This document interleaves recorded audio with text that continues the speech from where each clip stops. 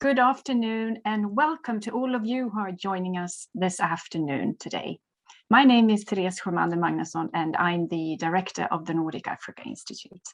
It is truly our pleasure to convene this seminar and conversation between research, practice and policy, and where the national land policy of Zambia will be in focus.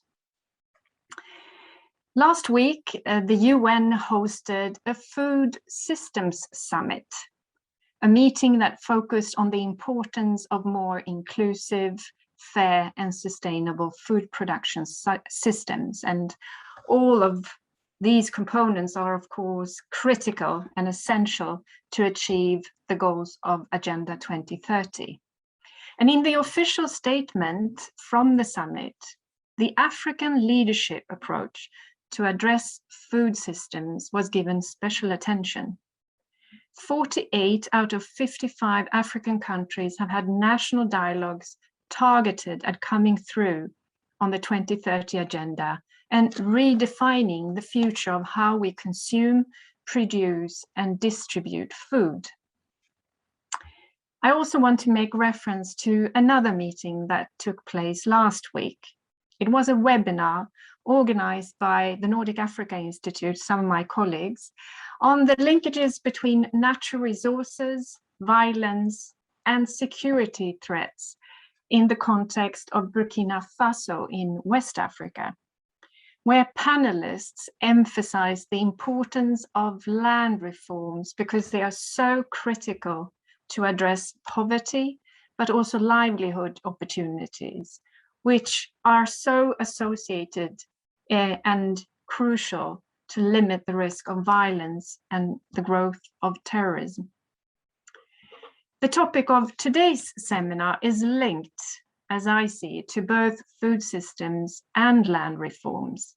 But in addition, the aim is also to go beyond that and addressing the nexus between land governance and water resources management, and between forest resources, agri-food production, and regional planning.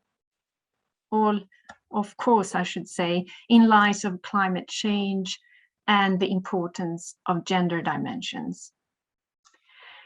The objectives of the new land policy in Zambia includes mainstreaming of climate change, natural resources, and environmental protection in land administration and management for sustainable development. So this policy has truly the potential to leverage and also address environment conservation, integrated planning, and strengthening the legislation for local communities to access land, water, and other vital natural resources.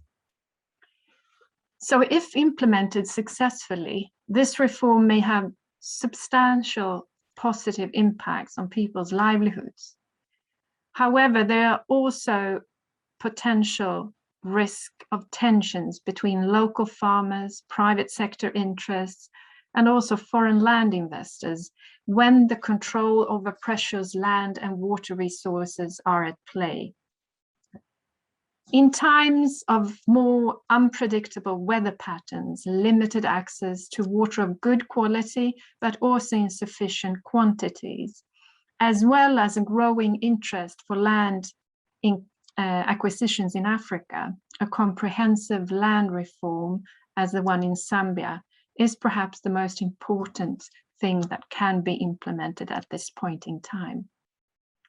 I look forward to follow the discussions between the panelists and the audience here today on these, but also associated topics, where the ambition is really to share analysis, insights, and also perspectives between science, practice, and policy.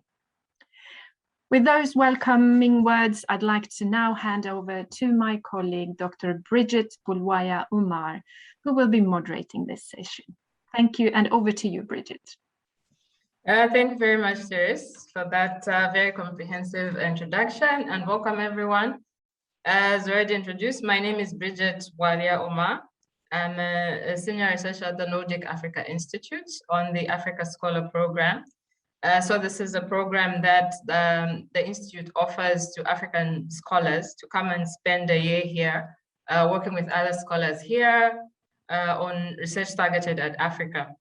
So to kickstart our discussion today, I'll call upon Patrick, who is the Executive Director for the Zambia Land Alliance. And the Zambia Land Alliance has been involved in the process of land formulation of the land policy right from the beginning. And it represents civil society. So he's going to talk to us for about 15 minutes on the history of the national land policy, where it began and where we are today. So Patrick, over to you. Thank you. Thank you very much, Bridget, for that introduction. And I think, like I've already been introduced, I work for Zambia Land Alliance. So I'm going to share a PowerPoint presentation as has already been introduced. So in this presentation, I'm going to show you where we've come from with the land policy development process, where we are with the now approved national land policy, and then where we are going or going forward. As a matter of background, the national land policy in Zambia, the formulation process started way back in the early 2000s, specifically in 2002. But over the years, the process kept stopping. It would start and it would stall. But it was finally restarted in 2015. And in that year, Zambia Land Alliance began to sit on the technical committee that was responsible for drafting the national land policy. And then Zambia Land Alliance was mandated to facilitate stakeholder engagement at district level. And so 20 districts were visited by Zambia Land Alliance to collect input or contributions or submissions from stakeholders at district level on what they wanted to see appear in the national land policy. The government also facilitated 20 provincial consultative meetings. That means all the provinces were actually consulted. Having collected all the information, the National Land Policy Technical Committee produced their first draft in December 2016. When you looked at the draft that was produced by the technical committee, there was a general feeling of dissatisfaction because we felt that it did not fully represent the views that were, or the submissions that were made by the various stakeholders. And so civil society organizations, because we were involved in collecting views and submissions from both district levels, and of course, we also attended some of the provincial levels, we came up with what we called a shadow land policy, which was basically an advocacy tool, which we felt rightly represented the views of the stakeholders. The chiefs also didn't like it. And so when it was time to validate the draft policy, the chiefs basically protested. They walked out of the validation process. And after they walked out in 2018, they came up with their own national endeavor on the national land policy, which was attended by 120 chiefs. Then during that endeavor, they came up with a list of demands, which they sent to the Republican president. Then we looked at the divergent views, and we felt that as civil society needed to come up with some way of building consensus. And so we got the chief's submission or the chief's lists of requests. We looked at the draft policy that was drawn by the technical committee, and we looked at our land shadow land policy to try and come up with some common ground. And so using input or using information from these three documents, we came up with with a position paper that we used to engage the Ministry of Lands. And I think the Ministry of Lands also began to engage the chiefs through the House of Chiefs to build consensus around what were perceived as contentious issues. So fast forward May 2020, because we couldn't meet physically at that time, we had to do what we called a remote validation of the draft. So we sent in our written submissions on the document, which was produced in December, on the draft that was produced in December 2019. And so we sent in our written submission. And for 1 year, this document was sent to Cabinet Office, that is the government, for them to go through and approve. And then finally, in May 2021, that's this year, the National Land Policy was approved by Cabinet, and it was officially launched by the Minister of Lands. What were the hits? What are the achievements? What are the pluses that came out of the policy? Well, I think we are happy that at last Zambia has a national land policy. It may not have everything that we had wished to be in the policy, but it's good to have something. A weak policy or a poorly written policy is better than no policy. So I think for us, we feel that it's good, it's a step in the right direction, at least we have a policy. We also feel that this policy opens up an opportunity for land-related legislative reforms. So we have over 22 land-related laws, which will be opened up for review to align them with the national land policy. Because some of them, of course, there's a great diversity there. Some of them are very, very outdated, like the Lands Act itself. It's quite outdated. It was framed way back in 1995. It doesn't say much about the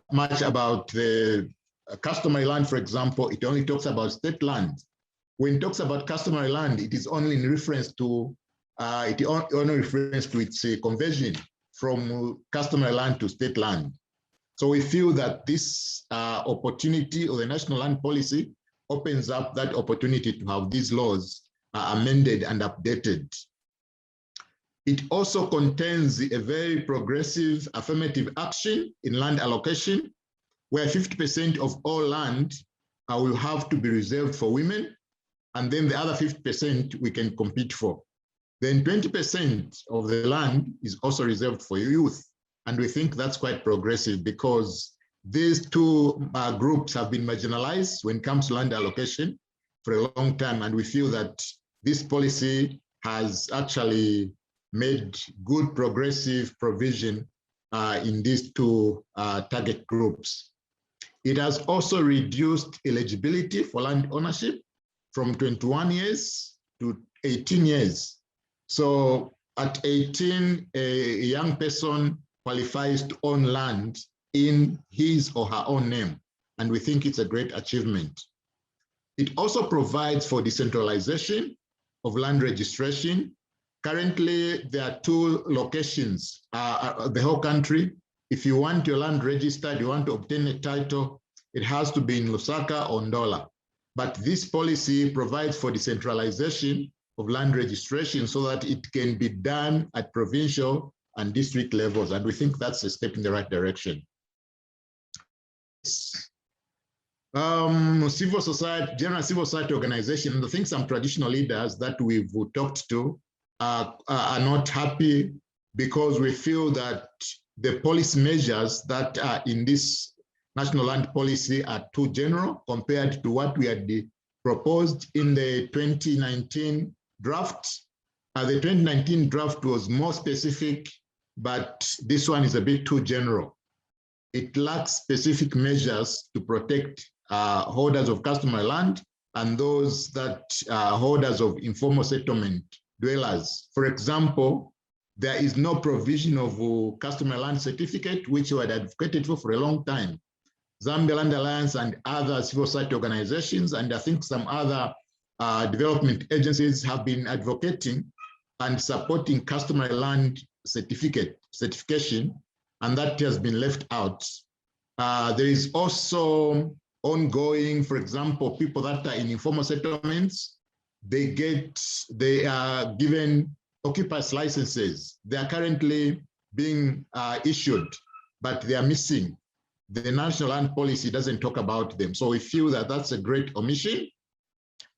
There's also omission of stakeholder consultation and participation through free, prior, and informed consent in the policy. We had proposed strongly that FPIC, or free, prior, and informed consent, be accepted as standard participation and consultation for stakeholders in land, but that's missing. It has actually been left out. It also does not protect local communities from the impact of large-scale land-based investments. So we see that if this is not well handled, local communities will continue to be affected negatively by large-scale land-based investments. There's a serious lack of mention of land commission in this policy, which is a creation of the Constitution. And we feel that that should be mentioned because this is a land policy and land commission is missing. So we feel that is a serious omission. It's actually a miss. Where do we go from here? Moving forward, Zambia Land Alliance, in fact, started by engaging other civil society organizations. We sat down and came up with a position paper after analyzing the national land policy. So we came up with a position paper and a press statement, which we circulated through the media. We have also started sensitizing stakeholders. We feel that it's right for us because we went to 20 districts to collect views and contributions and submissions from stakeholders. We are duty bound to provide feedback so that we can tell the stakeholders, this is the information you gave us, this is the product which has come out. And then to be up to them to see which of their submissions found their way in the national land policy and which ones are missing. So we are actually, as civil society organizations, we are positioning ourselves for legal reforms, for engagement in legal reforms. As I said, there are over 22 land-related laws that require to be amended. Some of them are quite outdated, like I talked about the Lands Act of 1995, which is quite biased towards the statutory land. But others are not so outdated. You even have the Local Government Act, which is quite recent as 2019. So it may not require so much amendment, but others will require amendments. Then there are also laws like the Gender Equity and Equality Act, which may not require a lot of changes. So our hope is that as we engage into into legal reform, we will advocate to ensure that even where there are gaps in the national land policy, we can strengthen the laws so that whatever is missing in the policy will come out in the laws. Then we look forward to implementation of all these progressive laws and policies. I think my fellow Zambian citizens will know that we are famous for being good at coming up with progressive laws and policies which remain on paper. Other people from the region will come and learn from us and go and implement, and we start admiring them, and yet they learn from us. So we look forward to actual implementation of this. It's not good enough for us to come up with good laws, progressive laws and policies just having them on paper. We want to see them implemented. I think a case in point is one of the progressive ones is the Urban and Regional Planning Act, which is fairly made in 2015. It's fairly progressive. It allows local authorities to plan integrated planning in their districts. It gives them the power to plan even in customary lands, and yet this has not been implemented. I think I'm only aware of 2 districts where this has been implemented, And I know that it's been implemented in Monze and I think Petauke at our invitation, where we invited them because we are doing participatory land use planning. And we know the councils have this mandate, the local authority have this mandate. We invited them and they've done a good job. So this law has largely not been implemented because I think there are some operationalizing issues and so forth. So we want it implemented along with others. Another one is the Gender Equity and the Equality Act, which provided for 20% of all land to be reserved for women. This has largely not been implemented. And yet we have actually raised the threshold to 50% now. So we don't want to have good provisions on paper. I would like to see them implemented. Ideally, I think from personal, I feel that we should have done analysis. Why didn't we implement the 30%? What were the problems? And so if we ramp up at the threshold to 50%, will it be attainable? And I think those are issues we need to consider. But we would like to see these good laws and policies implemented. That's what we're looking forward to. Thank you very much for your attention. Enjoy the rest of the discussions. Thank you very much, Patrick, for that very informative keynote. Let me just quickly share my reflections. And I want to agree with Patrick that, yes, finally, after, is it more than 50 years, we have a land policy. That's a milestone. So we have it now. And the idea is that, like other policies, it is going to guide our decisions toward desired outcomes. So in this case, the land policy is going to guide our land-related decisions. So there's opportunity there. But also he raised some important issues, and I'd like to reflect on some of these.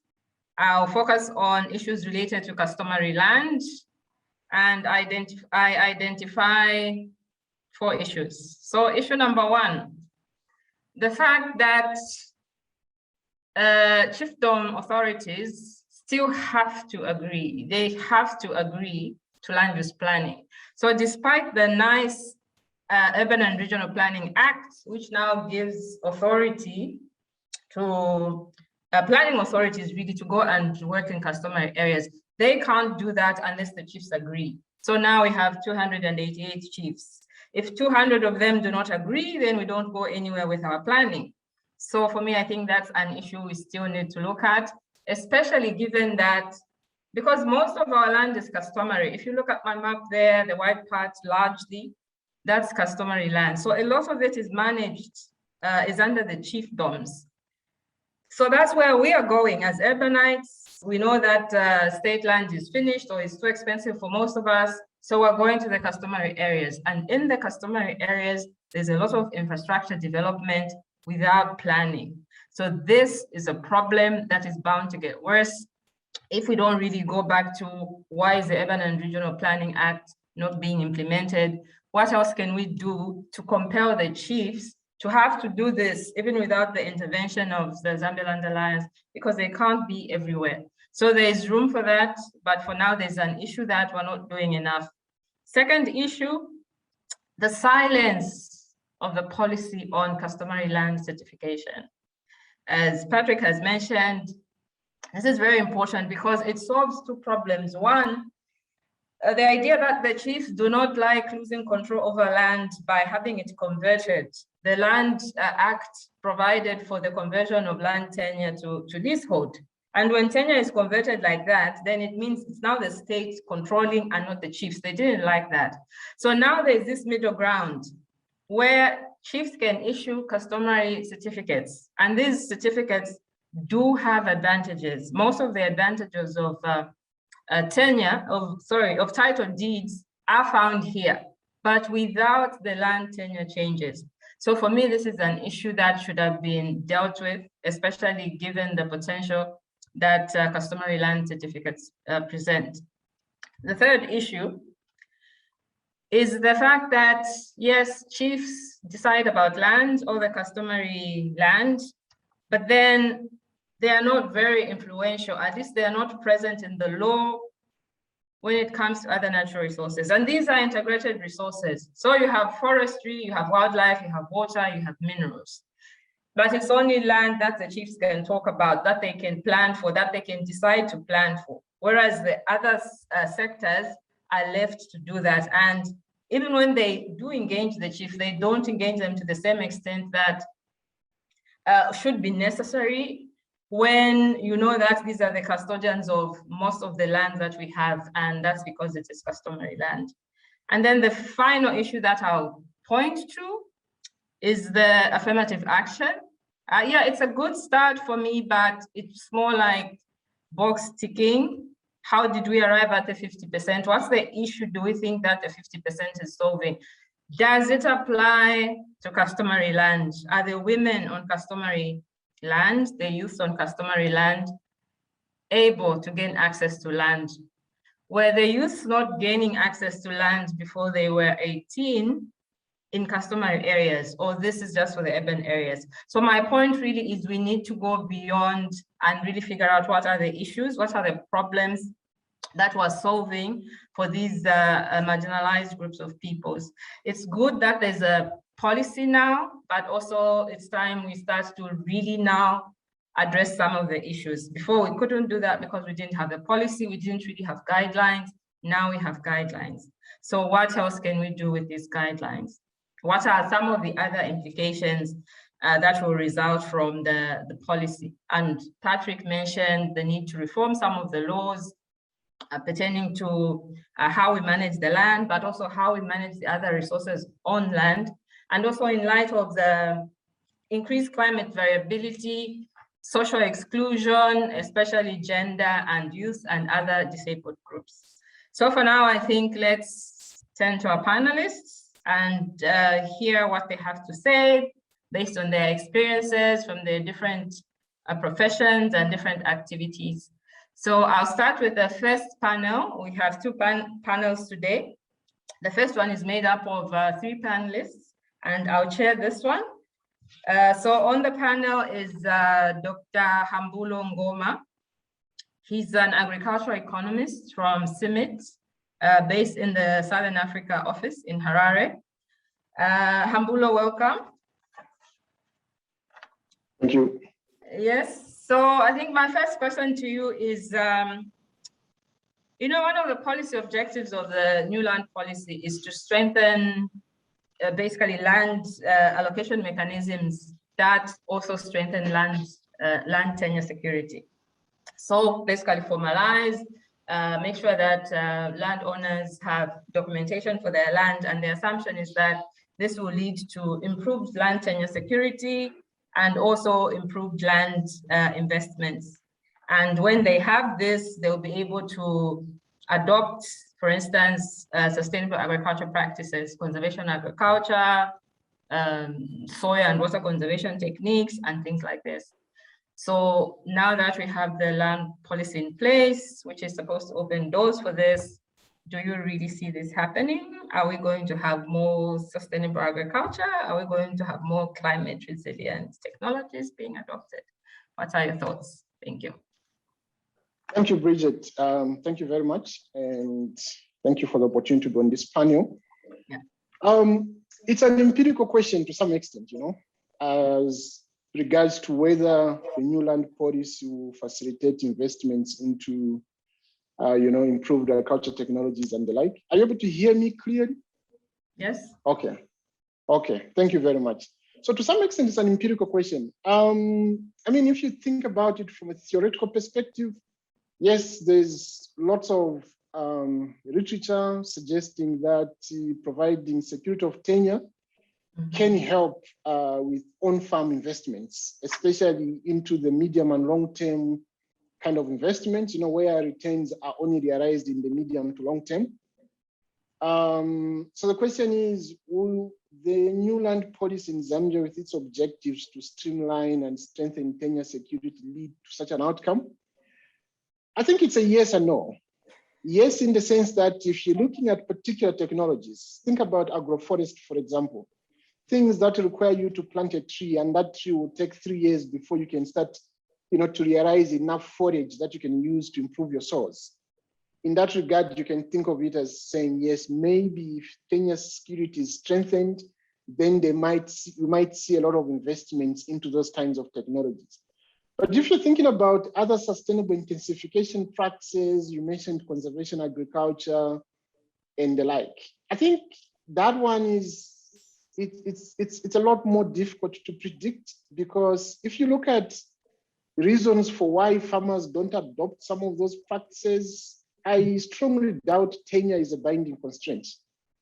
I think they have other more important constraints like, access to credit and knowledge about the different technologies themselves. There's also an aspect of, the returns on investments. If a farmer has to invest in conservation agriculture, how long does it take for them to start realizing the benefits? And if it takes, literature now says it takes an average of 2 to 3 years at least, or seasons, then the question becomes, what do they do in the interim? In the meantime, in the period where they might even suffer some production losses, what do they do? So I think the policy, in as much as it is well-intentioned, I think it has to be thought about in the broader context of the other things that affect the adoption of these improved technologies in agriculture in Zambia. That would be my response, Bridget. Okay, yeah, thank you very much. Let me shift to Patricia.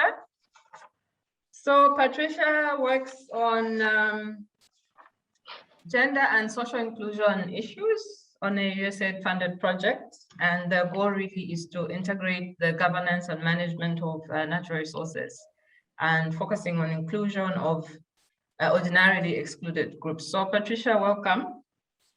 And my first question to you is specifically policy objective 8 of the new land policy says that it aims to achieve a gender sensitive and youth-friendly land sector, which is inclusive of persons living with disabilities and other socially marginalized groups. So basically the kind of groups that you work with. So to what extent has the land policy really dealt with this issue? Other than just that statement, are you happy with the other provisions, for instance, the measures that have been put in place? Are you happy, and what are you happy about? Thank you. Yeah. Thanks, Bridget, and greetings to all.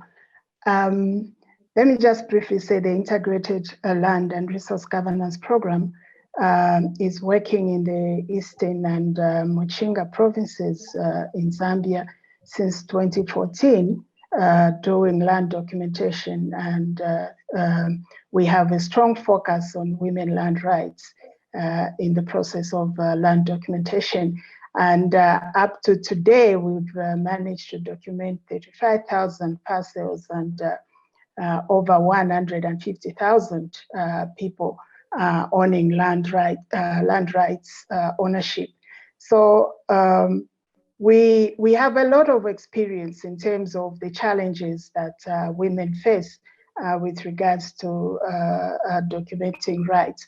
So I'll try and answer that question from our own experience. By the way, our work has actually resulted in more than 40% women documenting or having their names on the certificates. So yeah, coming to the question, are you happy? Yes, we are at a good place as a country because, like Patrick said, we've never had the land policy in this country, and now we have a land policy, and there are things that are really good for a woman in that policy. One of them is that it's very intentional in terms of inclusivity, and I think that is really a plus for us as a country. But also, just to mention that the vision of that policy is stated clearly that it's to promote equity in access and secure land tenure for everyone, man, woman, and youth. And that's really very, very good. But I also want to mention that it also marries very well with the national gender policy. To some extent, there are gaps in there, but it really tries to pick up on the provisions in the national gender policy, which is not usual in our country. I think these policies are usually developed in isolation, but this particular one picks up on some of the provisions of that policy. Again, that is a plus. And the objective number 8, which you spoke to, and Patrick spoke to, specifically talks about 50% of land being available to women and 20% to the youth. So yeah, I think it's some good news, but good news with a caution, because the 50% land allocation provision is not actually as new per se. You know, it's we started off with a government directive of 30% land allocation to women. That eventually found itself in 2016 or 2015, somewhere there in the Gender Equity and Equality Act. And in 2017, there was a follow-up government directive of increasing the land allocation to women to 50%. Now, this provision hasn't actually worked.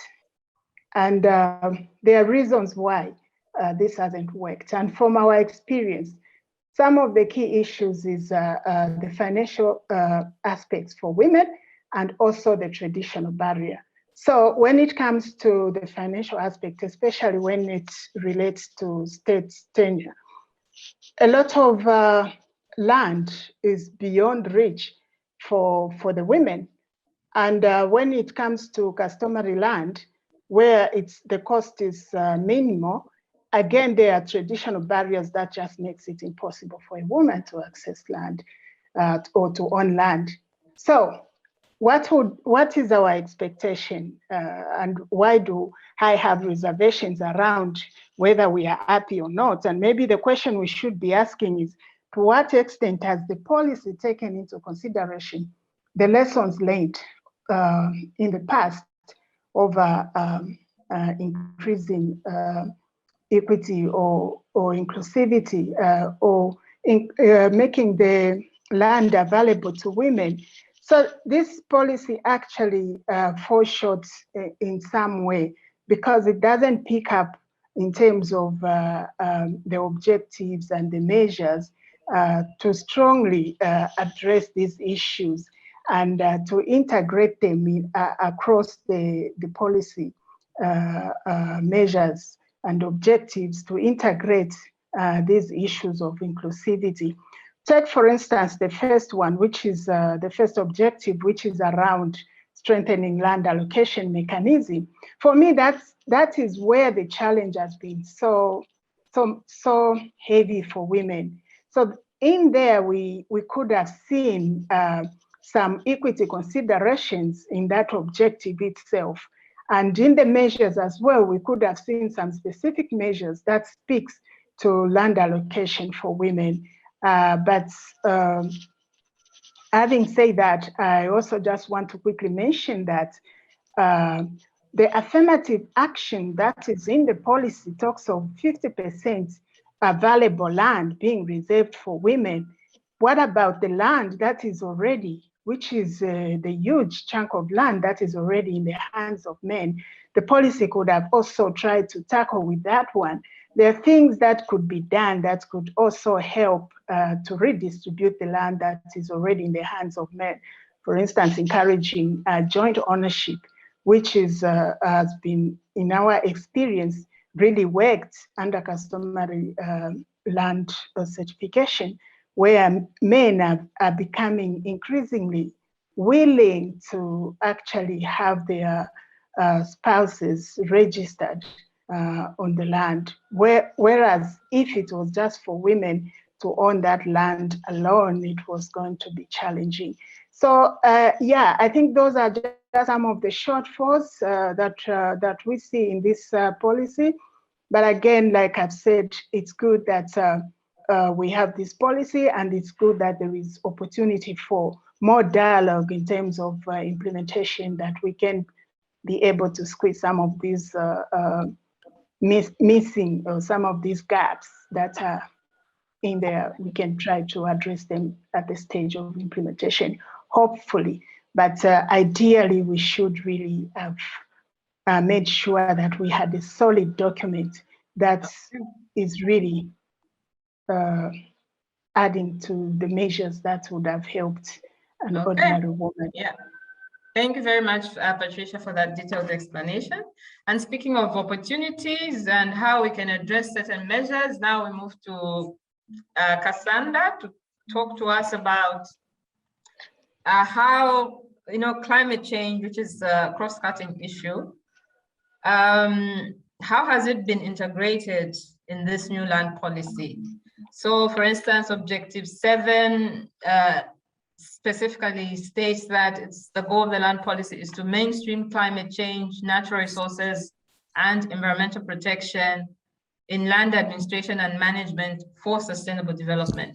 So can you just briefly elaborate on how climate change has been incorporated in the new land policy? Thank you. Thank you, Patricia, and thank you to be part of the webinar. Unfortunately, I can't switch on my video. I've got a poor, low bandwidth in terms of network. But coming to the question to see how climate change has been mainstreamed, and also natural resources and environmental protection, I think there's been a great attempt in this regard. We all know that we can never talk about land policy or land resources without issues of climate change. If you look at the country is being impacted, especially by challenges of climate change, and we're seeing the impact on sensitive sectors such as the water, wildlife, energy, and others.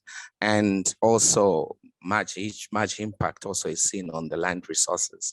And if you look at climate change and land resources, it's really quite a complex issue, because we see issues of impact of climate change on land productivity, for instance, on settlements, on management of common resources and conflict, and other challenges that come because of the impact of climate change on the land resource.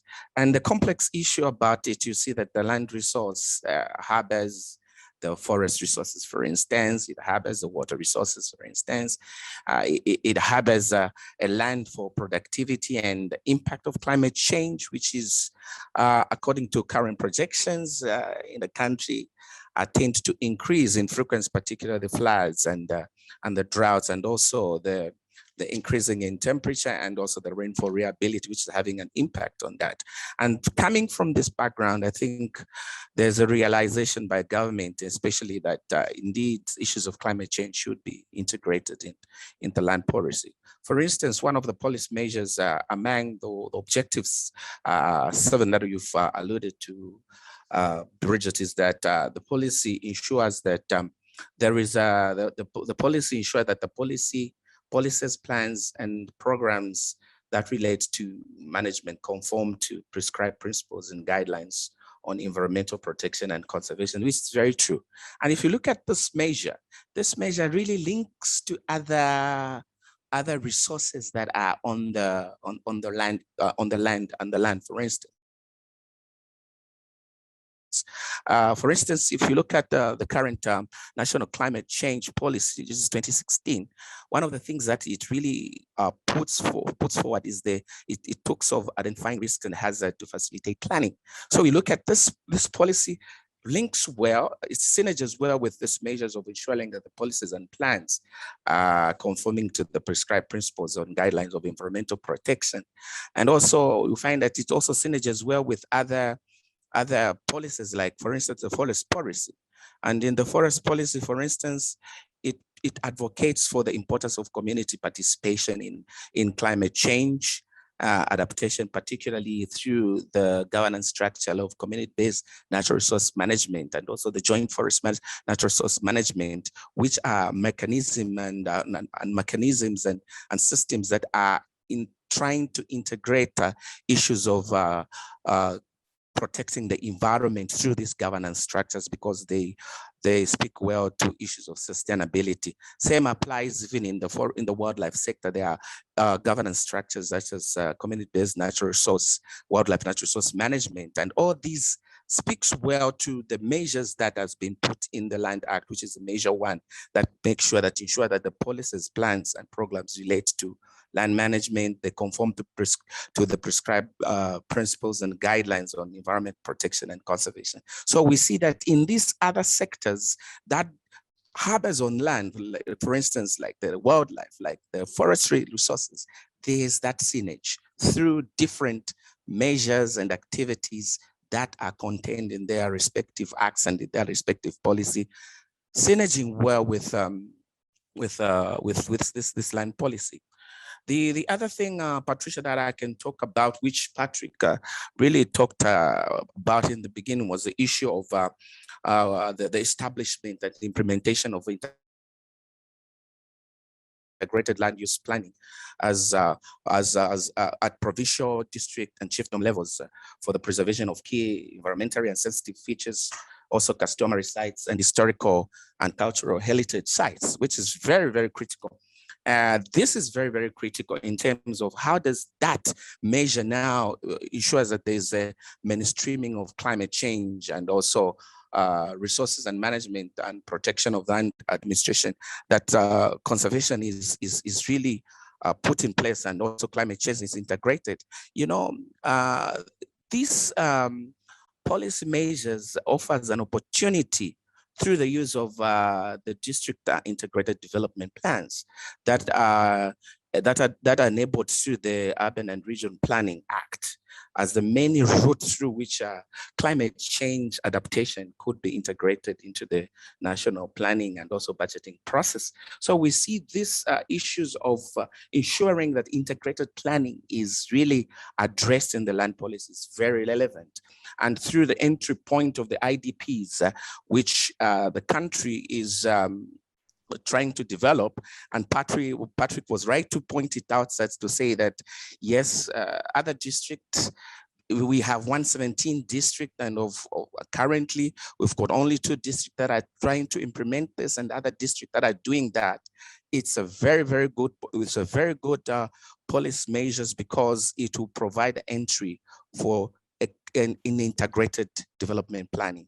And through that integrated development planning process, I think there are measures now which are encouraging now district at the local level, now up to the national level, to integrate issues of climate change adaptation in planning, so that we are able to address the impact of climate change in this land resource that we have.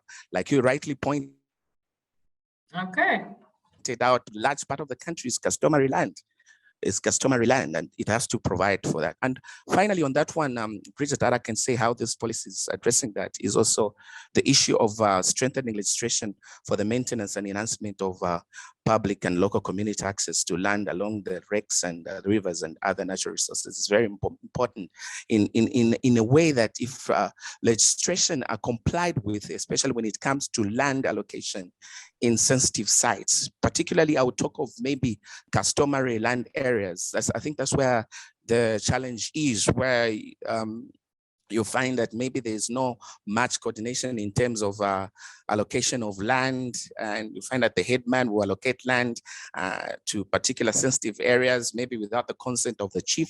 Maybe that can be also a challenge, but that strengthening of legislation is important because that measure allows now for the creation of community-based natural resource governance structures that strengthen legislation, because communities themselves forms what we call bylaws, and they are able to employ resource community officers through that input through that input of strengthening legislation. You find that, for instance, I've talked about the community-based natural resource management structures in the forestry sector, for instance, and also in the wildlife sectors. You find that through their legislation, through the CBM, if we have a joint forest management area and we have a community-based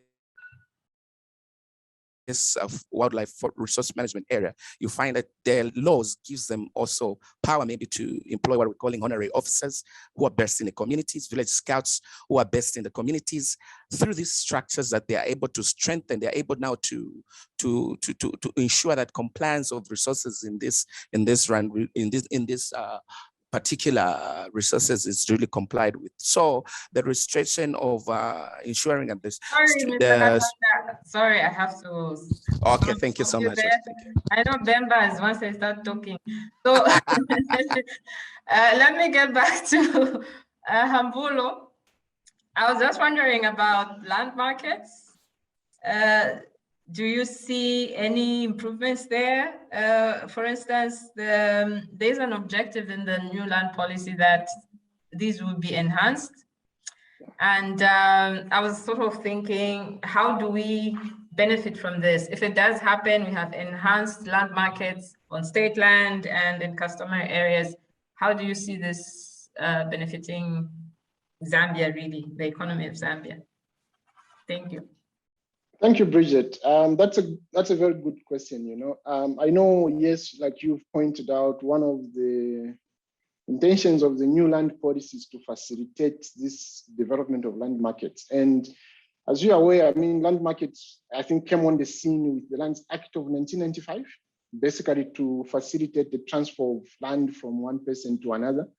So with this land policy now, the first ever land policy that Zambia has, I mean, probably the question should be, how can Zambia benefit from an enhanced land market? I think there are a number of ways. The biggest way through which we can benefit as a country, even if I'm not in Zambia right now, but I can speak as we, is through facilitating transfer of idle land or unproductive land to productive use.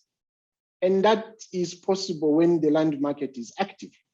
So if I am a prospective investor and I don't have land, but I have the resources to invest, I should be able to go on the market to buy that land and put it to good use, which in turn then generates all the other benefits, including, creating employment opportunities, increasing productivity and production, and also contributing to the development of what I would term the rural non-farm economy, which then creates a lot of other multiplier benefits that people can benefit from. But you see, as you rightly pointed out, we have a dual kind of land system. So you have the customer land on one hand and you have your state land. Right now, I think a lot of the conversion and a lot of the land transactions that are happening involve the conversion of customer land and titled to some form of titled land. And this is not only happening at a local level where an individual walks to another individual and buys land, it's also facilitated at policy level. If you look at the farm block developments, I think the intentions of such policy measures as farm block development are they're very good. The only challenge and problem I have with them is where vast pieces of land are opened up and then no investments are done. No investments are taking off for years and years, then it defeats the whole purpose, and yet people are displaced. And the question is, how are those people taken care of? Another aspect that I would link to land markets is this possibility of facilitating people to have title. You asked me earlier on about a question about secure tenure. Of course, having land title is linked to all these potential benefits of the investments on the farm, where people can use, for example, these titles that are obtained through the land markets as collateral to obtain credit, for example, which can help facilitate investments on the farm. To some extent, I think that would be a good thing. But again, look at the current statistics in Zambia. I mean, only using the data from 2019, only 16% of smallholder farmers, we're talking about 1.5 million farmers, accessed some form of agricultural loan. And if you disaggregate that by the source of the loan itself, you find that less than 1% actually accessed loans from microfinance institutions or commercial banks. So the question is, do you think that situation will significantly change if those guys have access to tenure.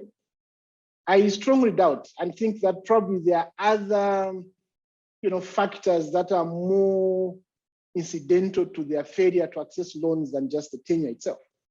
Another aspect with the land markets, Bridget, through the facilitation of titles is that, like the way market dynamics operates, the more buyers and sellers you have, the higher the price of land will go. And if that happens, then you'll find that at the farm level, that will favor investments into land saving and capital using kind of technologies.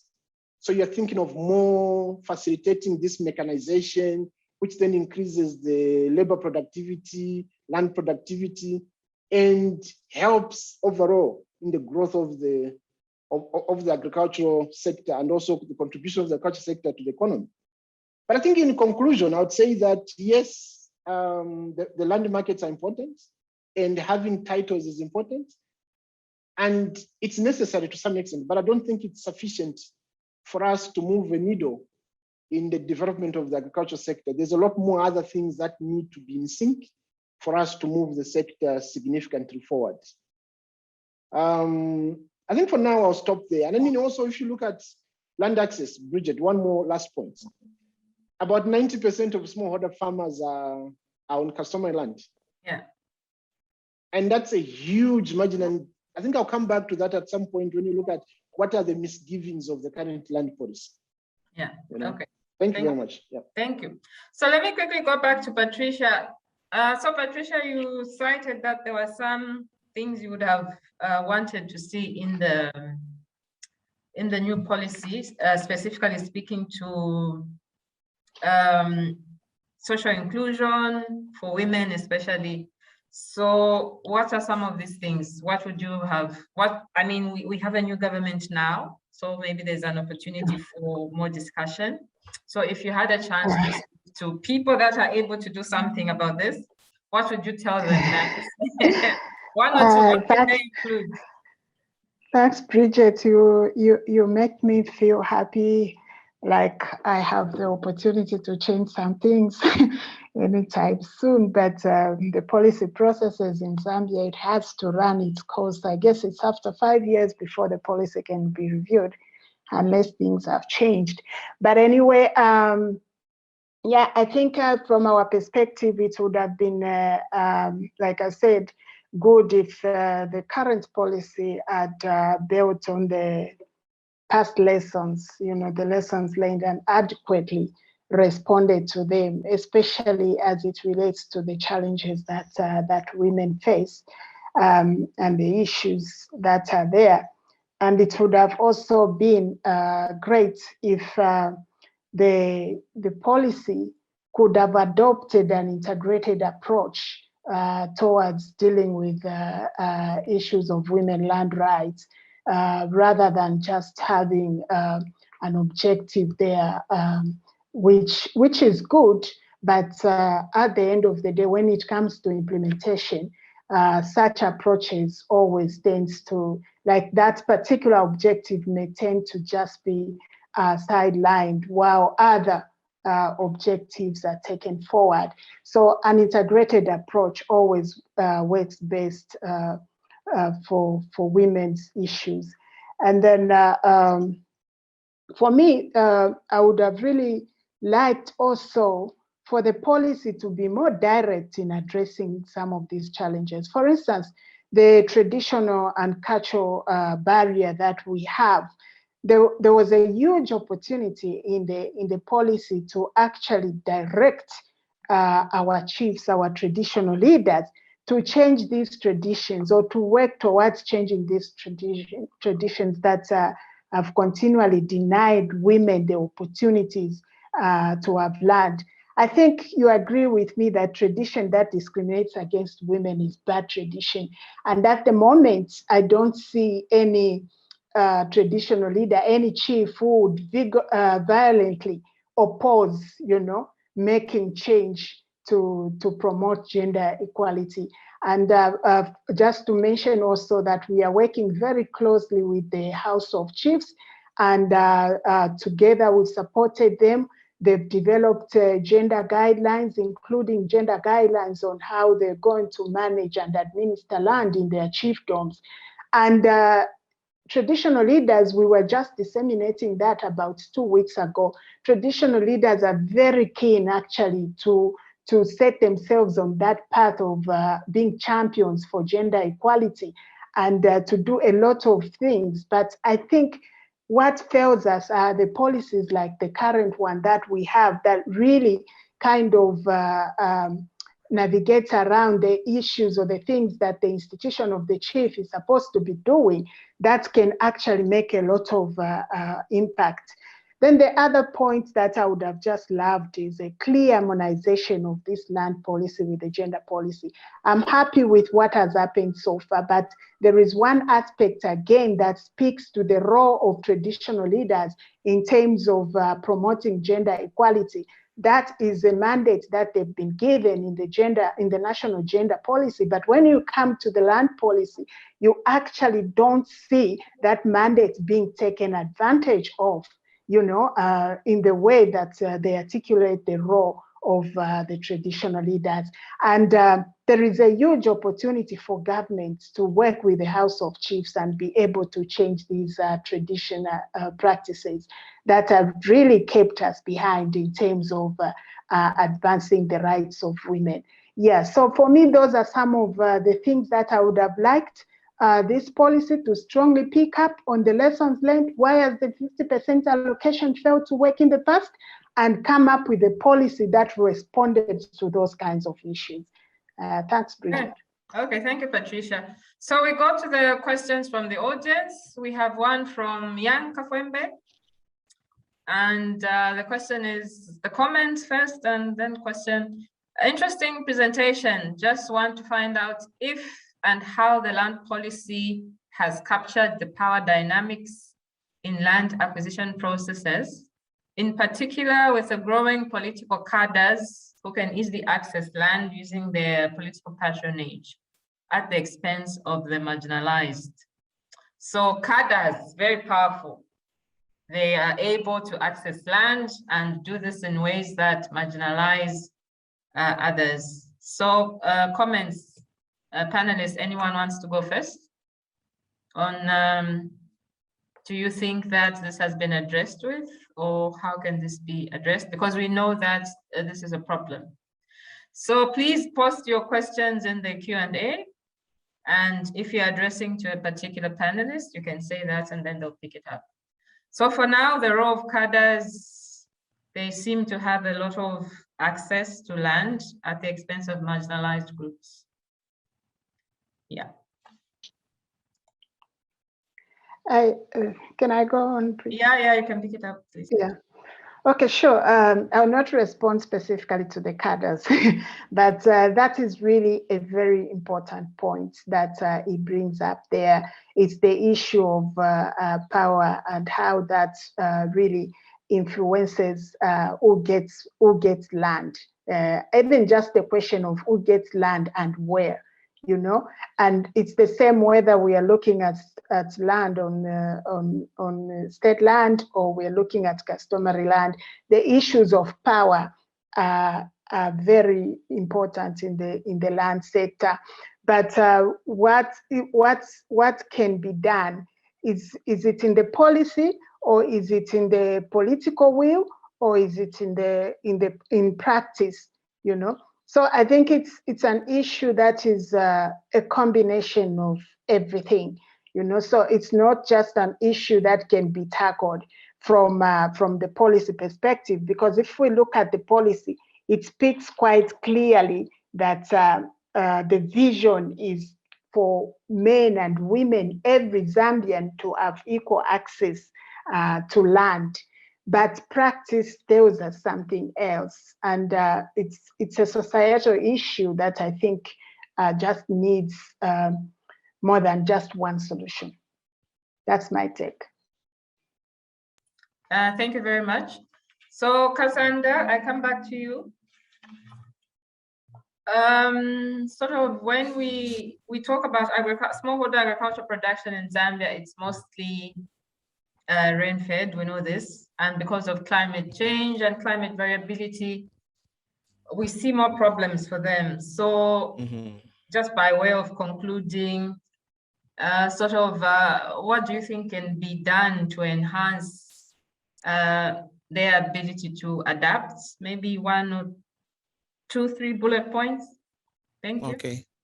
Thank you so much, Bridget, for that. I think what can be done, I would say there are things that are being done, mainly to enhance the adaptive capacity of these farmers, and also to reduce their vulnerability, and also to strengthen their resilience.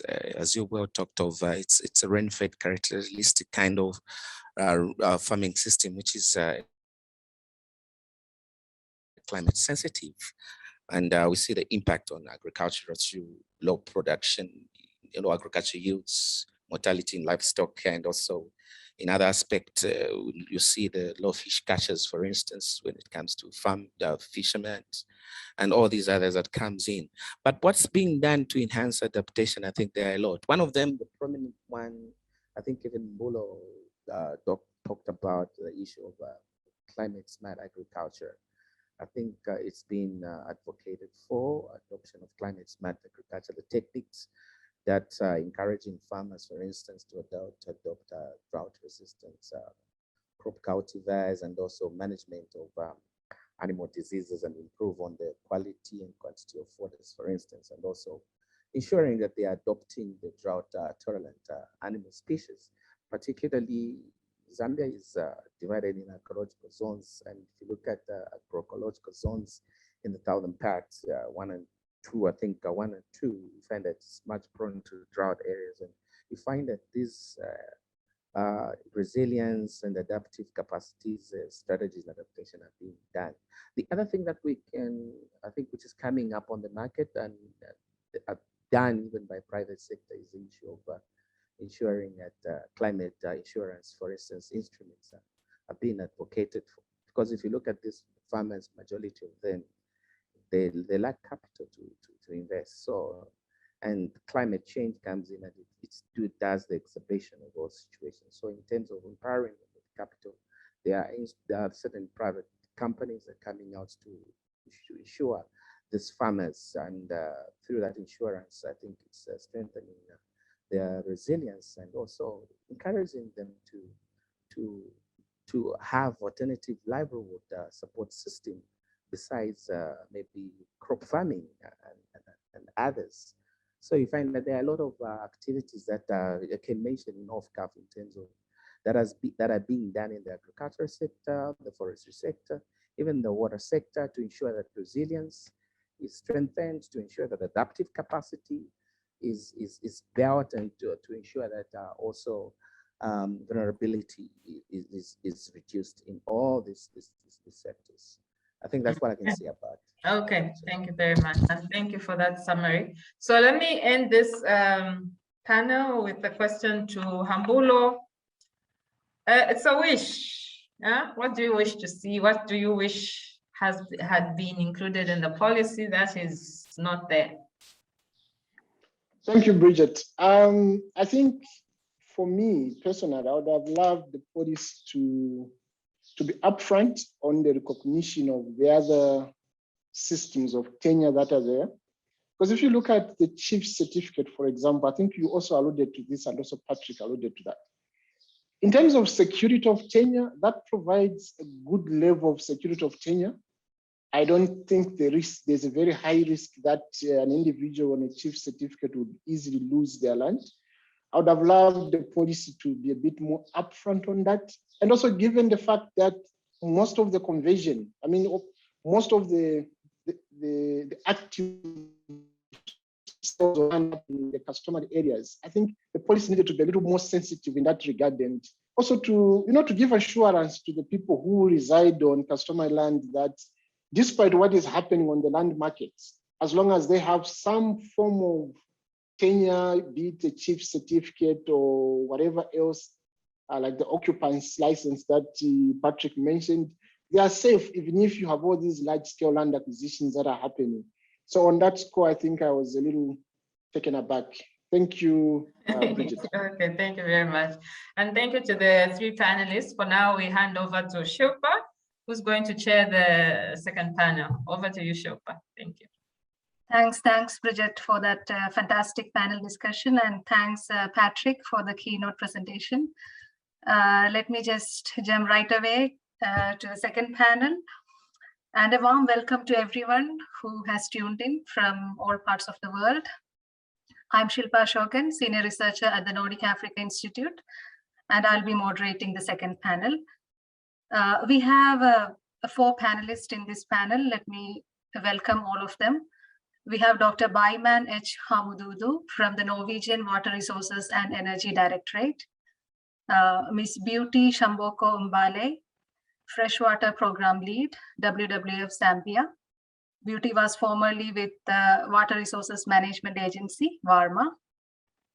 We have Mr. Maxwell Zulu, Head of Planning and Compliance, Principal Planner, Ministry of Local Government and Housing. And we have Mr. Rodwell Chandiko, Principal Inspector, Natural Resources, Zambia Environmental Management Agency, CMA.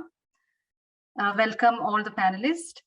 And also a note to the audience, please post your questions in the Q&A box as you have been doing, and we'll try to take as many questions towards the end of the panel discussion. Starting the first round of questions, may I start with Baiman? Baiman, we just had a keynote and a panel 1 extensively discussing on the newly launched Zambia National Land Policy. Could you please reflect on this land policy through the lens of customary versus leasehold tenure and the associated water governance in these 2 systems? Thank you. Can you hear me? Yes. Thank you very much for the opportunity to speak. As the introduction mentioned, I'm on the water side. I very much appreciate this opportunity to talk about the water resources, water governance with regards to land. My view is that land is a resource for development. That's the first thing. And water is equally a resource for development. For if we talk about land policy, we cannot talk about water policy or water act. These 2 must come together.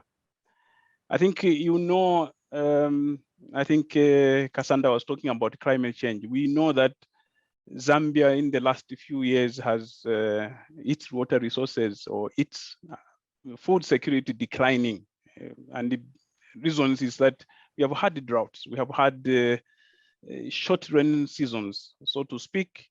And these impact not us people who live in the towns, but most people, the small scale farmers. Now I'm coming to the water governance. In terms of water governance, there is no way we can talk of land acquisition without talking about water acquisition. So if I acquire land, automatically I acquire water. If we're talking about titles, if I have a title for a piece of land, I have a title for the water resources on that piece of land. If we take this into perspective, then we must be thinking about, if I gain title or access to this piece of land, what about the others that depended on this resource? I think we heard that now the land that is bare should be used for irrigation, for everything. What happens with the others? And that brings more to the issues of human rights. Access to water is a human right. And if we talk about water governance, how does the access to land, because we are talking about land policy here, not only to the owner, the one who acquires this, but to the others? How does this? So the issues come in the, I think when we look at it in the urban areas, in the rural areas, there were issues of how water was managed in the past. Now we come with the new or the land policy which never existed. How will this impact? And I think I'm not quite sure reading through, maybe I didn't understand it, but I don't get this aspect very well, that there is a land policy and people concentrate on the land. Even if Patrick, I think in his, in the presentation, he mentioned these acts, but how does it think of others? Even if it's a woman who acquires this piece of land, what about somebody who had access to this, the water resource in there? So it changes quite a lot how the others will have access to the water. So for me, they are securing land rights and securing water rights should be interact. We cannot divorce these. And I think Cassandra mentioned about synergies. There should be synergy. It shouldn't just be mentioned. We must really talk about land policy, also thinking about water. Also, the water policy should also think about the land policy. Both ways it should be. Thanks, Baiman. Thanks for that reflection. And let me take that to Beauty. Beauty, so Baiman has just talked about this 2 land tenure system and touched upon the water governance in these systems. From a freshwater governance perspective, and also from your experience previously working with Varma, what are your expectations with this newly launched national land policy? So thanks so much. And Baiman has actually more or less read my mind. I guess maybe because we're water people, we are speaking the same language. Because for me as well, whenever I see whether it's a new policy or anything, the first thing I do as a water resources management person is to check whether that policy is speaking to water resources. And I will tell you, for the agricultural policy, what I noticed was that it was talking about all these plans, but then there was no mention of water resources. And so when I looked at the land policy, my interest was, first of all, okay, are there aspects that speak to water resources management? Unfortunately, and this is quite encouraging, it does speak to aspects of water resources. So it gives, I think, even when it looks at the objectives, there's the 7th objective, which is all about mainstreaming climate change and natural resources.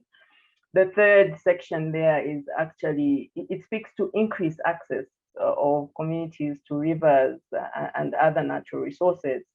And for me, that then also, because then that means that this will obviously mean an increase in allocation in these areas, but these are sensitive areas, and we already actually have provisions of policing of such. There's an SI of 2000 that actually speaks of the fact that development in and along rivers can only happen within, not even within, from a minimum, it gives a minimum of about 50 meters from the river. That is the only area that you can develop. But of course, the policing has been something else. And so even when this policy speaks to that component, my thought is, okay, so then there has to be really strict policing in that regard. In terms of the legal provisions, it does actually cite the Water Resources Management Act.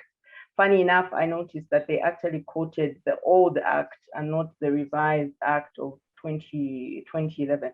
But then lastly, it assigns, as it is assigning roles to the different stakeholders, it does stress the fact that the Ministry of Water would collaborate with the ministry responsible for land, for protection of wetlands and other water resources. And so for me, from that perspective, it is quite good news, because then it does speak proactively about the protection of water resources in some light. Thanks, Beauty, for that. Let me move to Maxwell. Maxwell, has this newly launched land policy addressed issues regarding land use planning, especially in customary land? And how aligned is this newly launched policy with the Urban and Regional Planning Act? And in general, what are your impressions when you, for instance, approach a customary leadership with a land use development plan? Thank you very much. And I'm very grateful to be part of this webinar. I must first start by saying the land policy speaks to the Urban and Regional Planning Act. Actually, most of the previous speakers, when you read on the Urban and Regional Planning Act, there are 3 levels of planning. That the national, where is basically policy, and then we have the regional development plans that look at issues that cover regions, for instance, conservation of watershed areas, natural resources, special natural resources that cover specifically like regions also, and infrastructure.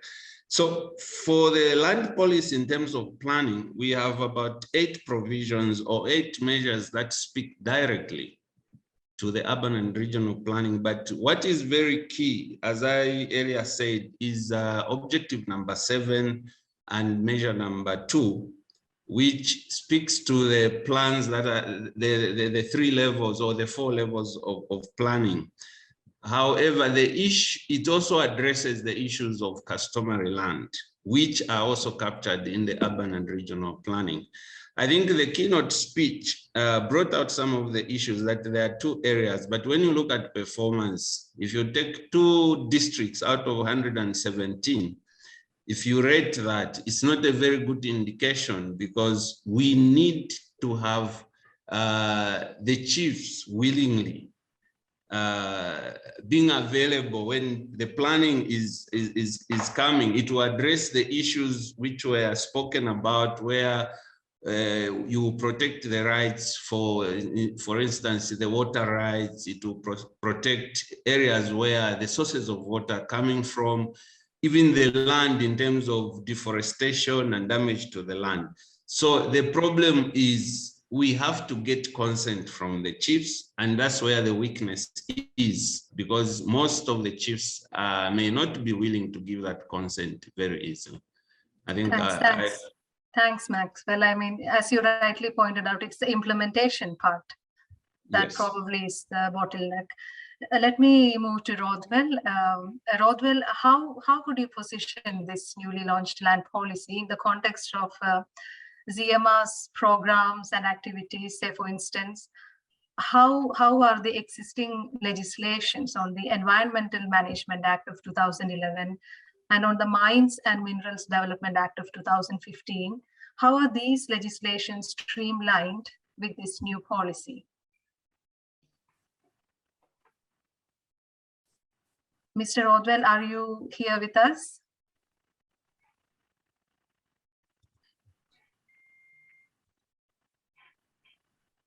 I think I saw some.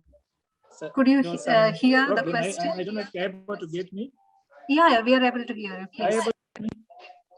Okay, yeah, because when I put my headphones, the sound is very low, so I've done without them.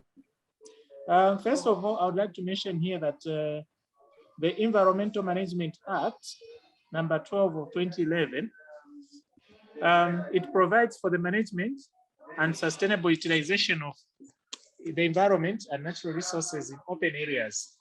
That is in particular open areas, not areas that are protected. And these areas, usually they can either be in customary or state lands. Now, when you look at the policy measures that are accompanying objective number 7, you find that they recognize the potential, they recognize the requirements of the Environmental Management Act, yeah, with regards to developments that are to be put in place. Now, with that in place, what it does is that it puts ZEMA in a better position when it comes to compliance monitoring, because you might be aware that ZEMA is not in all the provinces, it's not in all the areas in the country. So we find that when we approve a project with conditions that certain things have to be done. Now, it becomes difficult to to start monitoring if those are being done if you're not there. So now with the requirements of the land policy, you find that even the people that are on the ground, because they know that this is a requirement of the policy, they'll be able to follow up to see if what has been put as conditions are being followed. Or generally, they may not know the conditions, but if they know that for any development, the environment has to be taken into consideration, then they'll be able to follow up and check if the people that are doing the development are compliant. And the other issue is the issue of land degradation neutrality. That those are some the targets that were done under the UNCCD. That's the United Nations Convention to Combat Desertification. Yeah. So now with these targets that were put up, ZEMA also comes in the sense that when we approve any development that will degrade the land, the requirement is that the land is supposed to be rehabilitated, to be brought to productive use again. So the opportunity comes in the sense Mr. Rodwell. Thank you for your response. Okay, thanks.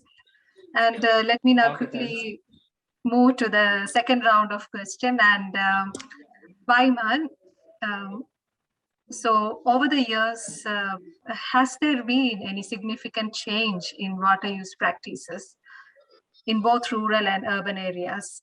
This question is to Baiman. Water use in rural and urban areas. So we talk about rural areas as water use and urban areas as water services provided by WAMA, mostly in urban areas. Do you see any increase in the number of boreholes, or if you could also talk about the potential impact of climate change? Thank you. Has there been changes? Yes, there have been notable changes. I myself grew up in the rural Zambia, and I can tell you very briefly that in my days when I was still a small boy, most of the water source was either a river or a hand dug well, which was 20 meters deep. Today, when you go in rural areas, you see that most of the water sources is a hand pump, which is much deeper, 30 meters, 50 meters. Some of them go to 90 meters. So the wells that were there today, they are dry. So to me, it's an indication that the water table has gone down. Has there been, is it due to population increase or demand? That's something that we can, but my view is that, yes, now there are more boreholes in the rural areas. We can come back to the urban areas. I think we have no one from WAMA here to report how many they are not on the website. But today there are thousands, if not 1 million boreholes in Lusaka, for example. When before everyone, almost everyone, maybe apart from State House where the president lives, everyone depended on the water, the water utility company, which is Lusaka Water and Storage Company. And then the question that really comes to me is, there's a Water Act, water policy, and WAMA should have been there to monitor. And I know that 2 weeks ago, I was doing a bore for my mother, and we had to sign a form and take it to WAMA. WAMA receives that form and accepts. I haven't, could be wrong. I have not seen anyone's application being rejected. My questions then come in, does WAMA just accept the application, or do they collaborate with ZEMA, for example, to assess whether there is need to drill a borehole where that the application is? We have a famous, Shilpa, you don't know it, forest in Zambia now, and it talked about being a watershed area and so forth. But people are still going in and drilling borehole everywhere. Should we not, in the policy, whether it's the land policy, advocate that before an application is accepted or rejected, an assessment is done? But an application done in Monze being accepted in Lusaka without anyone going there. Of course, you can say we have maps, but this in itself means that in Lusaka, for example, the water, groundwater, is being overdrawn today. And that causes quite a lot. Lusaka Water Storage Company, the utility, the water utility, has big boreholes in certain areas. I know in Charleston and going down in Chambaba, they have boreholes which supply.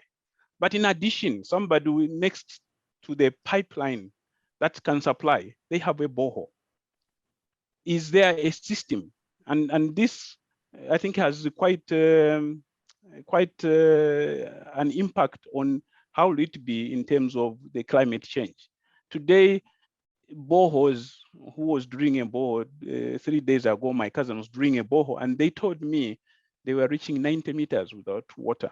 So it means that the water table in Lusaka also is going down. It's climate change impact, but also that I think regulation is an issue, that we have a policy, WAMA is there to authorize, but do they do the job properly? I'm not attacking WAMA, but I think we have to look at this. Anyone who has applied for a borehole in Lusaka has been granted to drill a borehole. Almost every household in Lusaka, in those low density areas, they have a borehole, irrespective of them having a supply from the water utility. Thanks. That's quite worrying for me, and climate change will come in, and I think you will blame the climate change. Thank you. Thanks, Baiman, for making those very important points, and the need to make sure that the environmental regulations are addressed before giving out a license for a borehole. Let me bring in Beauty with my second question. Beauty, could you please take us through water right vis-a-vis the commercial aspect of branding water and water permits, again from a context of pre versus post national land policy, and also your reflection on if the water in question is located or passing through a customary land, or if it is a transboundary water source. What are the differences here? And also one last point on this, that is the challenges when it comes to basic human right to water, especially when we're looking at informal settlement areas. Thanks so much, Shilpa. So these questions are actually very valid, and I think even in responding, I would start by saying that the reason why so in 2018, the previous act that we have, the Water Act of Cap number 198, which the National Water Policy quotes actually, did not have any consideration for transboundary waters, and it did not cover any aspect of groundwater. And so we were working with a water policy that had nothing to do with groundwater and nothing to do with transboundary waters. And if I should tell you, Zambia is actually a transboundary country, because it has the Zambezi occupies about 40% of that, and also up is the Congo. So almost all our rivers drain into either the Zambezi or the Congo, and so that became a problem. So when the new act was enacted in 2011, it had aspects of transboundary, and then it also covered groundwater. But it only, the groundwater component was only made possible to police in 2018, when there was the statutory instrument on groundwater management. And so what Baiman is talking about is a situation where WAMA now needed to catch up with an already fast-moving train.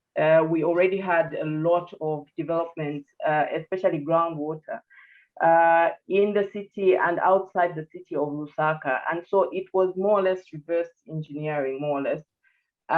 So even when you talk about the fact that there are boreholes even near a water utility company borehole, those are largely those ones that were constructed, I think, prior to 2018. What WAMA went about doing after that, when the regulations were signed, was that it required someone to put in their coordinates. It required someone to attach. So there was a checklist. You needed to also attach a form of titlement or title for the land, whether it was a letter from the chief or a title deed. And then you needed to also indicate the location of your planned property. The areas that are near, the areas that are sensitive like Lusaka, you will find WAMA officers that actually go on the ground to inspect. And so these regulations, actually what they did was they gave a minimum distance within which 2 boreholes can be. And that is, I think, 30 meters distance. And so that is what is being done. Of course, there's the aspect of resources and the fact that WAMA only has offices in certain catchment areas. What they also have started doing is they use remote sensing, and they use the maps. And that's why by man, you will always find that WAMA will insist to say, give us the coordinates of the area where you are. The rural areas, what from the experience that I had was that there were not a lot of boreholes around. And so those are the ones that, even as it was assessing, those are the ones that they could then use remote sensing or Google Maps or some sort of mapping to actually do that. In terms of the aspect of water being for access to a community, so water is a basic right. So that is a basic human right. And so even in areas, and this is the challenge actually, because even when you have communities that settle in illegal settlements, the fact that water is a basic human right, the Water Resources Management Act also prioritizes water for domestic use. You will find that government's hands are mostly tied because then they need to provide water. And so those are the challenges that one would normally face as regards that. Thanks, Beauty. Thanks for that explanation. Moving to Maxwell. Maxwell, what are the general challenges that a city planner face on a day-to-day basis, where on one hand, the city is growing and there is a growing demand for water supply and sanitation services, especially if you look at Lusaka, where the underground water system is nearing depletion and water has to be sourced from a river which is far away, 45 kilometers away. And also there is the question of the informal settlements. Could you please explain a bit on what are the issues here when it comes to the providing services? And also, are these issues because of any political interference, or are there any other aspects to that? Thank you very, very much, Shilpa. On a day-to-day basis for a planner in any city in Zambia is that they are firefighting. They are firefighting in the sense that most of the plans that we have or that we are implementing at the moment, they are outdated. Some of them, they have never been reviewed since independence when they were prepared. And even the ones that have been prepared now, they are not up to speed in terms of the level of development in the cities. The cities have outgrown probably the planning process and the planning projection. And there are a lot of factors that, that allude to that. But this has also shown in terms of having a lot of informal settlements mushrooming. These informal or unplanned settlements, they have taken up, large tracts of land in the cities, which was allocated for farm use, but now because we have a lot of people coming into the cities and they want shelter and they need somewhere to stay as they go around with their economic activity. So, for instance, Lusaka City has got about 75% of its population in Lusaka are living in informal settlements. And you only have about 20% or 25% that are in planned area and with all the services. But however, the informal settlements bring with them a lot of challenges because mostly they settle on very sensitive land. Yes, for instance, I think my colleague there mentioned closer to boreholes, to areas where we have the water tables. You know, we have about 2 underground water systems in Lusaka, on the northern side and the southern side. When you look at the settlements, the informal settlements, they are settled in these underground water systems. They are drilling wells, some boreholes, but the sanitation part is what is worrying because they are drilling pit latrines, and they are polluting the underground. We have some abandoned quarries in Lusaka, the water which we can't use and treat it and supply it to the residents because it's very expensive to treat that water and supply it to the residents because the water is contaminated from boreholes, from pit latrines, and also septic tanks. Very few people, the 25% are the ones also who are connected to the sanitation service of Lusaka. And the 75, the remaining, the others, they are not connected to the centralized sewer system. So in terms of a planner, to provide these services is a big challenge. And we are also coming from a law, the Town and Country Planning Act, where the informal settlements were classified as second-class citizens in the city. So you can't plan for them to provide them the necessary services because when you decide to provide them water and power, the owner of the land will come and say, this is my land, who gave you the right to provide these people with water? So we've had some legal cases where a utility company is taken to court because that particular land belongs to somebody else. So there are those challenges, and they are real, and we are also backward in terms of planning. Because if we were planning, we could have addressed some of these issues of land, access to land, and opening up new areas to be developed.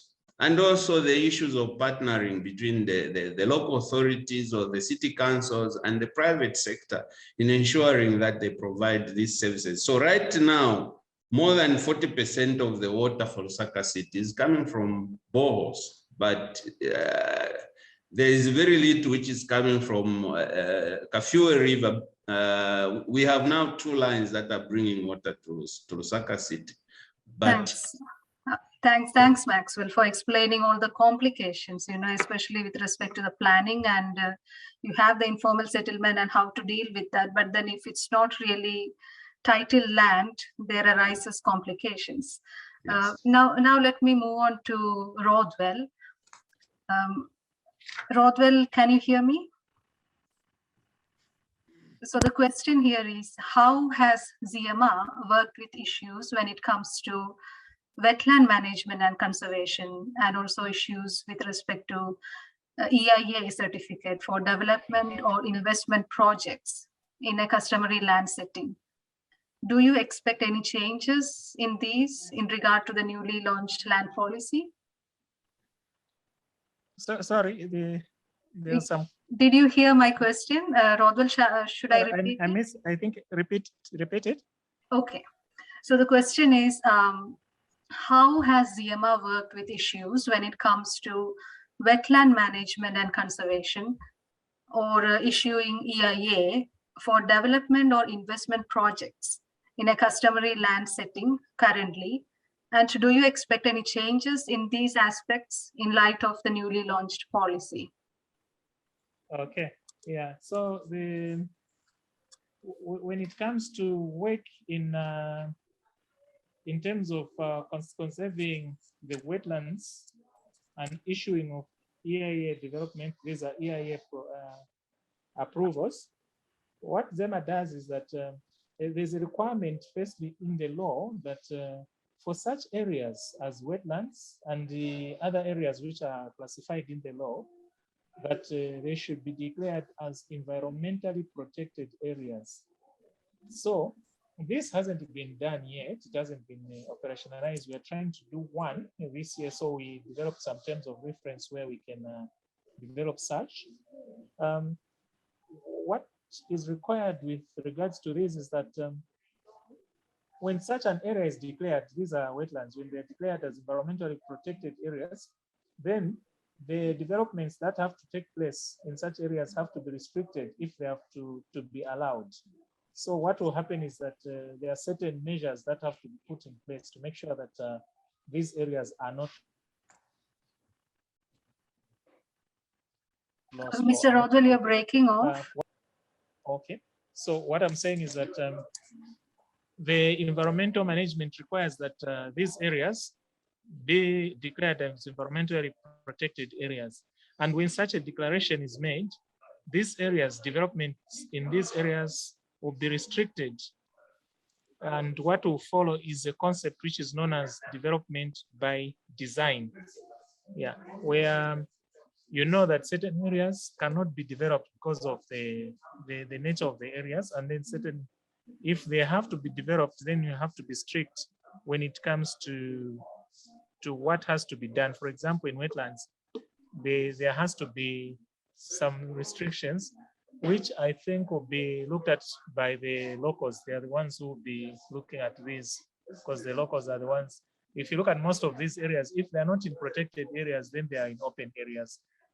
That's what is obtaining in most of these. Yeah. Thanks, Mr. Rodwell. Before I go into the final session of questions, just a reminder to the audience. I see that all the questions in the Q&A box are now answered, but if you have any further questions, please go ahead and post the questions and we'll try to take as many questions as we can. And now to the final session of questions, and let me come back again to Baiman.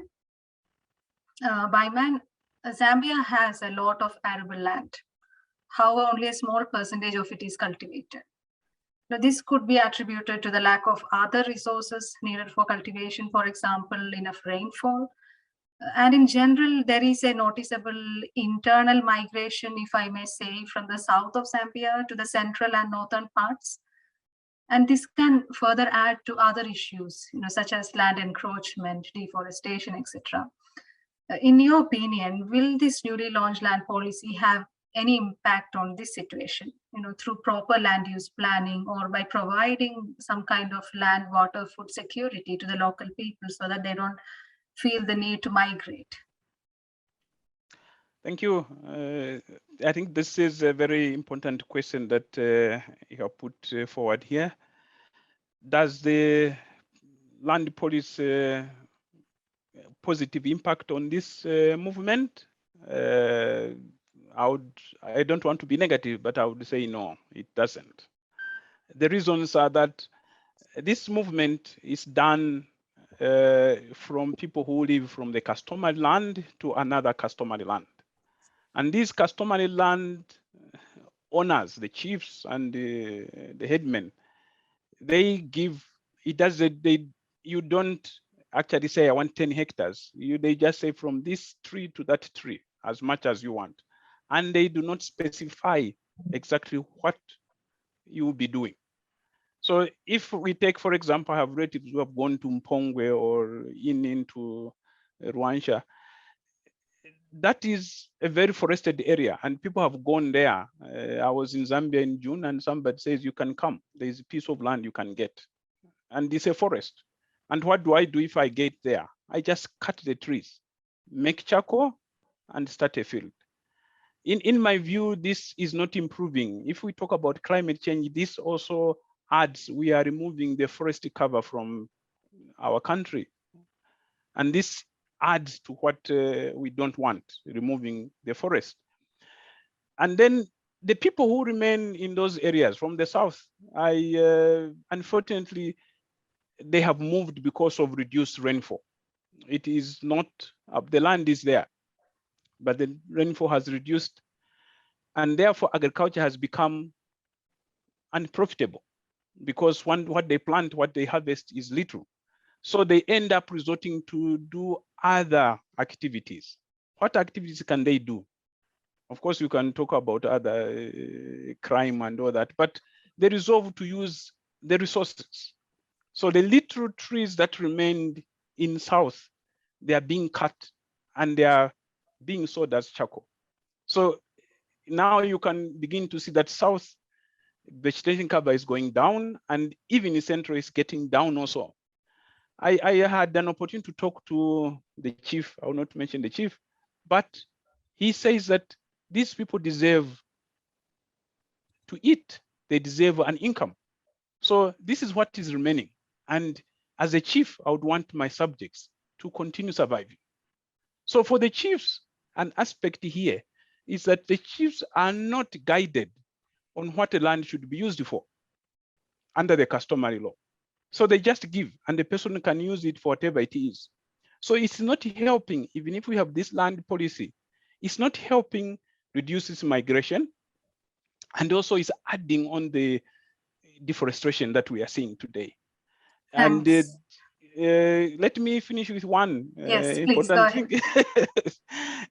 I think in terms of, I mentioned the little area, access to water.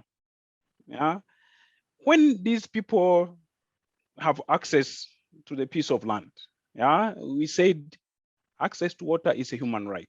Okay, so if a person has access to this piece of land, it means that he has access. In the villages, there was a communal place where people would dig wells, or because the water table was higher in those areas, or much higher. And now with the new system that we are bringing, if I go in my village and say, I want to put a title here, it means that the others who were neighbors, the communal ceases to exist. And I think this is not well addressed, because we are moving from communal, because I get a title, and make it private. And then there will be no human right. You cannot ask me as the owner of this titled land to say my neighbor should have access to what it would depend on me. And that, I think, is kind of missing in the water policy. Human rights and land policy, how does it occur? Just to mention that, yeah, it's a human right and this will be done. But we have seen this, that most people have moved because somebody bought a piece of land, they have no access to water, and they will not leave. Thank you. Thanks, Baiman. Very, very important points raised there. I think we can start another webinar exploring the different pathways, that comes out of that. I noticed that we are running out of time, so let me move to Beauty.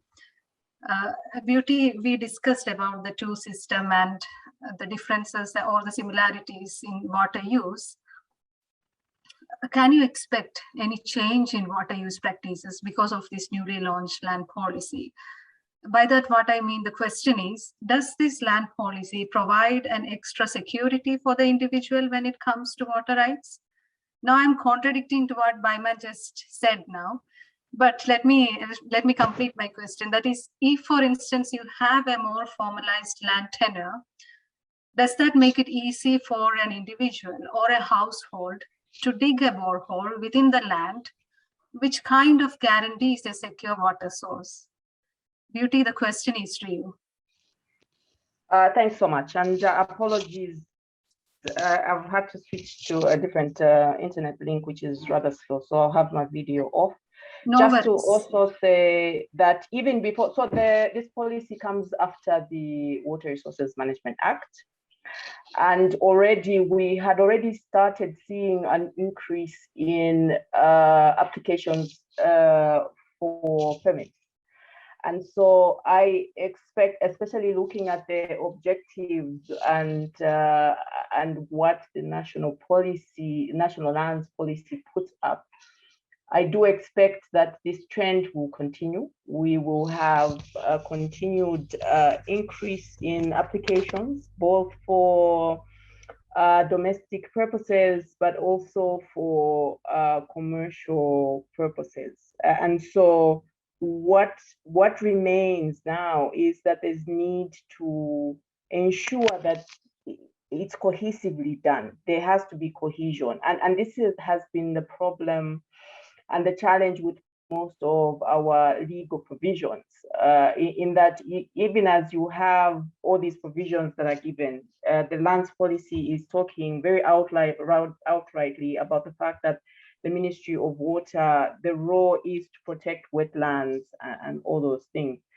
It is the how that this will be done. But as regards the fact, what I think the permit applications, both for domestic, actually for the boreholes, but also just commercial permit applications will increase. Thanks, Beauty. Let me now move to Maxwell, focusing again on the informal settlements. Zambia has over 40 informal areas in Lusaka, where people are coming from, for instance, rural areas. They can't afford the high rents in the city, so they have to stay in these informal settlements. Do you think this newly launched policy can provide a positive impact in these informal settlements through some kind of a guarantee in security of land and thereby the security of basic services? You are on mute, Maxwell, you're on mute. Thank you very much, Shilpa. At the moment, I would say yes. The land policy has provided some positive aspect to the people in the informal settlement. However, I've got a question for the customary land because I can foresee a little bit of challenges with its implementation. But in the informal areas, in urban areas, right now there is a project that is running with Ministry of Lands under the National Titling Project. And the project was rolled some 2 years ago. They are issuing title deeds to all the informal settlements. And I think they have started with Lusaka and Copperbelt, and they are going to roll it to all the 10 provinces of the country. So for the informal settlement, it means we now have to plan for them. We have to incorporate them in the planning. As the city council is planning for the city, they have to incorporate the informal settlement because they have been given now title deeds. So they will have secure land title system. So for me, I feel for the urban or state land, there is no big challenge. However, for the customary, because you still have to get consent of the traditional leadership. That's where there will be a bit of a problem. Thanks, Maxwell. Yeah. And Rodwell, the final question, I hope you can hear me. What are CMR's policies or strategies, that help CMR to take a proactive approach when it comes to environmental management? And also one more question, with the new government in place and with the new Ministry of Green Economy and Environment, which brings together sectors, meteorology, climate change, forestry, CMR. So it looks good. And does that mean that there are opportunities for new and sustainable ways of environmental management? Mr. Rodwell, did you hear my question? Yeah. Yes, I got it. Yeah, there are two that have been promulgated, and these are the strategic environmental assessment, which is applicable for policies, programs, and plans. And it was just signed into law this year, recently. And then the second one, which has been running for quite some time now, is the environmental impact assessment process. The environmental impact assessment process, it also helps in the sense that when any new development is being proposed, we look at the potential impacts on the land well in advance before the project is implemented. But apart from that, we also look at other policy documents like the development by design, which was produced under the Ministry of Lands and Natural Resources. With the new Ministry of Environment and Green Economy, the expected change is in that environmental management now would be given prominence because it's now in a ministry of its own. Yeah, thank you. Thanks, Mr. Rodwell. And I don't see any questions. I mean, all the questions in Q&A are answered. Thanks very much for the excellent discussion to all the panelists. And let me hand over to Bridget for the concluding remarks. Bridget, over to you. Yeah, thank you very much, Shilpa, and thank you to all the panelists. So I have about maybe 2 minutes to conclude. Yeah, so issues that have come up, I see that we have challenges and we have opportunities. So the challenges from the increasing demand for land, increasing population, increasing demand for land, and both state land and customary areas. And this brings opportunities, but also challenges. And agricultural production, smallholder agricultural production, because of low productivity, farmers tend to extensify. So they want to cut down a lot of trees so that they grow more food, then they get higher production. So this, of course, then has implications on forests, water, climate change, and all those issues. And then the few livelihood strategies. So most rural people depend on agriculture, forest activities, charcoal production, things like that. And then these, of course, have impacts on other natural resources. So it's very important to think about natural resource management holistically. And we need to see this both protected areas on open land, urban and rural, and also customary and state land. This is very important. So in terms of opportunities, I think Max already pointed to that. For the informal sector, and these are areas that were not planned, now there's a program to plan for them.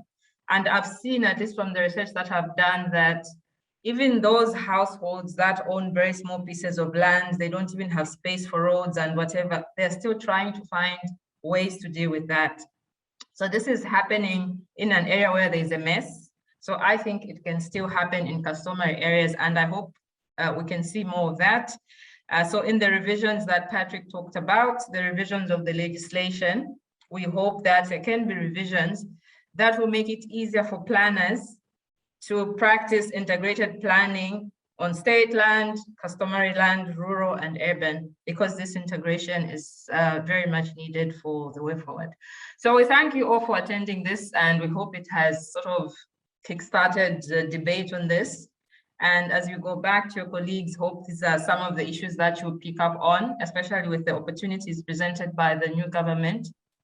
And for me, really, where I see the opportunities for the new government is dealing with the political patronage that was there before, where sort of political cadres could overrun experts and basically do what they wanted. So we hope that that can be addressed, and then the experts are allowed to work the way they should, and also to do this collectively in a more holistic manner. So thank you very much, and thank you for attending the seminar again. I'll see you next time.